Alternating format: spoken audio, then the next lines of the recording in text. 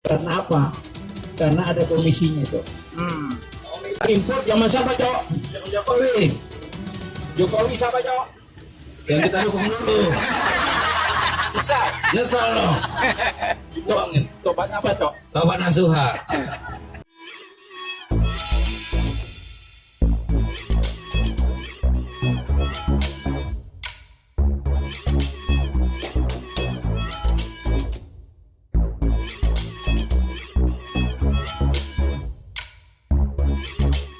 Tonton video ini sampai selesai agar Anda tidak gagal paham.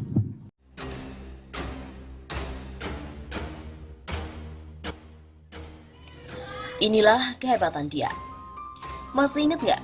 Awal dulu jadi presiden di tahun 2014, apa sih keluar-keluar presiden saat ia merasakan kursi empuk istana? Saya optimis pertumbuhan Indonesia nanti di akhir periode saya memimpin akan tumbuh 7%. Namanya target mah sah-sah aja. Dia omong sampai 10 atau 100 kali pun juga nggak bakalan masalah. Yang jadi masalah, dia ngomong udah ngukur badan apa belum? Udah ngaca dan lihat ngadep mana, belah rambut apa belum? Lah ini, mandi belum, gosok gigi belum, sarapan belum, udah keluar-keluar kalau bakalan nyampe 5 menit lagi dengan bahasa khas, OTW. Di lokasi yang jaraknya 1 jam dari rumah dia. Lah bangsat kan? Keluar-keluar pertumbuhan 7% adalah iming-iming lelaki hidung belang kalau menggoda janda kembang. Apalagi sampai meyakini bulan September bakal meroket. Meroket apaan? Dah September keberapa ini Bambang? Awal tahun 2014, ditargetkan pertumbuhan ekonomi 7% di akhir periode dengan target tahunan sebagai berikut. Di tahun 2015, targetnya 5,7%. Realisasi 4,79% year of year. Tahun 2016 5,2%, realisasinya hanya 5,02%. Tahun 2017 target 5,2%, realisasi 5,07%. Tahun 2018 targetnya 5,4%, realisasinya 5,17%. Tahun 2019 targetnya 5,3%, namun realisasinya pun 5,07%. Lihat data, target tahunan aja nggak pernah nyampe. Diturunin lagi target tahunan depan dengan rasa optimis lagi, tahunnya nggak tercapai lagi sampai akhir periode dia. Ada lihat angka 7% di realisasi di sana nggak? Ada, cuma depan angkanya ada koma, alias pecahan dari satuan, bukan berdiri sendiri dianya. Kesel nggak sih lihat pemimpin yang begini? Kesel nggak lihat pemimpin yang rapornya dapat angka begini tapi masih juga nepuk dada, dialah yang paling hebat? Kesel kan pastinya? Ya lebih kesel udah nilainya begitu, malah kepilih lagi. Asli lah, nepuk jidat kita. Gak habis pikir lah sama yang milih dia, indikatornya tuh apa gitu loh. Geleng-geleng kepala sama orang yang terus ngedukung dia dengan bahasa keindahan planet Jupiter. Kalau milih gubernur nggak masalah sih, dia hanya ngandelin daerahnya. Ya berdasarkan persamaan suku dan ras. Tapi ini negara, ada saya, dia, dan kalian di sana. Wajar kan kalau kita terus kritik dia? Ini bukan karena benci, tapi karena mencintai negeri ini. Dia mah nggak ada apa-apanya. Sekarang di periode keduanya, esok menjelang, apa kata dia mengenai target pertumbuhan ekonomi yang dulu dia yakini mampu dan ditanyakan lagi sama wartawan saat ini? Udah nggak penting lagi mengejar pertumbuhan ekonomi 7%. Lah, kenapa sekarang dia berucap gitu? Karena dia dah bilang bahwa periode kedua ini nggak ada beban. Saat mengucapkan nggak peduli lagi sama pertumbuhan ekonomi. Kita mau bilang apa lagi? Toh dia dah jadi pemenang kan sekarang? Mau diprotes juga dia nggak peduli. Nggak ada lagi polesan atas nama dia. Nggak ada lagi bermanis kata pada media. Bicara pertumbuhan ekonomi yang nggak penting dengan alasan pertumbuhan negara lain juga demikian. Perbandingannya adalah negara-negara yang pendapatan penduduknya di atas kita. Lucu lah. Bandingin dong sama Jepang, sama Cina dengan pertumbuhan ekonomi mereka yang turun. Tapi negara ini lupa membandingkan jumlah pengangguran di negara kita dengan mereka. Tinggi mana pengangguran di Jepang dan Indonesia? Tinggi mana pengangguran negara kita dengan Cina? Lah di dunia, cuma India yang ngalahin kita dengan tingkat penganggurannya. Bangga? Jangan bangga dulu kalau tahu bahwa pertumbuhan ekonomi India tahun 2018 adalah 6,6%. Lah jauh lah di atas kita. Cina dan Jepang memang mengalami penurunan pertumbuhan ekonomi. Tapi yang membedakan, jumlah pengangguran mereka tuh nggak meningkat. Bandingkan sama kita. Udah pertumbuhan ekonomi turun, pengangguran meningkat pula. Ala double kill lain lah.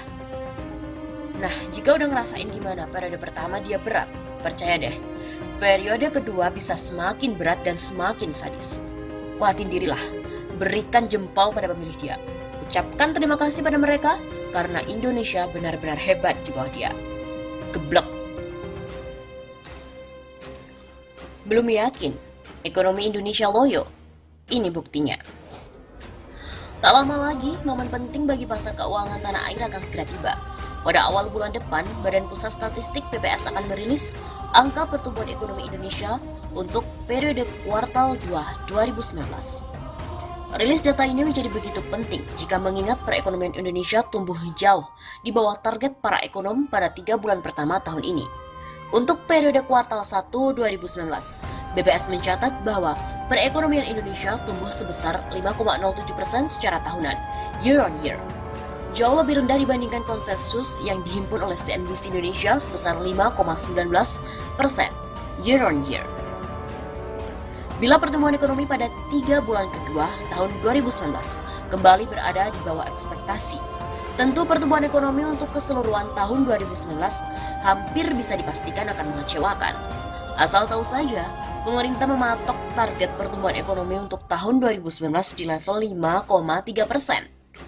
Sekuritas besar berbendera asing kini memproyeksikan bahwa perekonomian Indonesia akan tumbuh di bawah 5% pada tahun 2019. Melansir konsensus yang dihimpun oleh Bloomberg, JP Morgan Chase, dan Goldman Sachs Group memproyeksikan ekonomi Indonesia tumbuh 4,9% pada tahun ini. Sementara Deutsche Bank menaruh proyeksi di level 4,8%. Kalau kita berkaca ke belakang, sudah lama sekali perekonomian Indonesia terbilang loyo. Bahkan, loyonya perekonomian Indonesia sudah terjadi di masa awal kepemimpinan Joko Widodo sebagai presiden. Perekonomian Indonesia selalu tidak mampu tumbuh sesuai target, baik itu target dari para ekonom maupun target dari pemerintah sendiri. Pada tahun 2015, dalam APBNP ditargetkan bahwa pertumbuhan ekonomi adalah sebesar 5,7%. Kenyataannya perekonomian hanya tumbuh sebesar 4,79%, dilansir dari data yang disajikan oleh Refinitiv. Pada tahun 2016, APBNP menyebut bahwa target pertumbuhan ekonomi pada di level 5,2%. Namun realisasinya 5,02%. Beralih ke tahun 2017, dalam APBN, target pertumbuhan dipatok di level 5,1%. Tak puas sampai di situ, pemerintah seolah menyombongkan diri dengan menaikkan target menjadi 5,2%. Padahal, biasanya target justru diturunkan dari yang dicanangkan di APBN. Kenyataannya, realisasi pertumbuhan ekonomi hanya 5,07%. Untuk tahun 2018, pemerintah tidak mengajukan APBNP ke DPR. Dalam APBN 2018, pertumbuhan ekonomi dipatok di level 5,4% dan realisasinya hanya 5,17%. Tak usahlah kita berbicara mengenai target pertumbuhan ekonomi 7% yang dengan begitu manis dijanjikan oleh Jokowi pada saat kampanye untuk Pilpres 2014.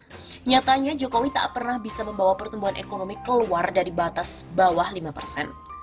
Kalau dibilang pertumbuhan ekonomi di atas 5% tersebut tinggi, sebenarnya tidak juga. Negara-negara tetangga banyak yang perekonomiannya tumbuh lebih kencang ketimbang Indonesia. Perekonomian misalnya dari Cina, tumbuh hingga 6,4% secara tahunan pada kuartal pertama 2019. Kemudian masih pada kuartal 1 2019, perekonomian India dan Filipina melaju lebih pesat ketimbang Indonesia. Akibatnya, pertumbuhan ekonomi rendah, pengangguran jadi sulit diberantas. Di sini kita berbicara masalah kemakmuran masyarakat Indonesia. Ternyata, tingkat pengangguran di Indonesia merupakan salah satu yang tertinggi jika dibandingkan dengan negara-negara tetangga. Dari beberapa negara di kawasan Asia yang kami kumpulkan datanya, tingkat pengangguran di Indonesia merupakan yang tertinggi nomor 3.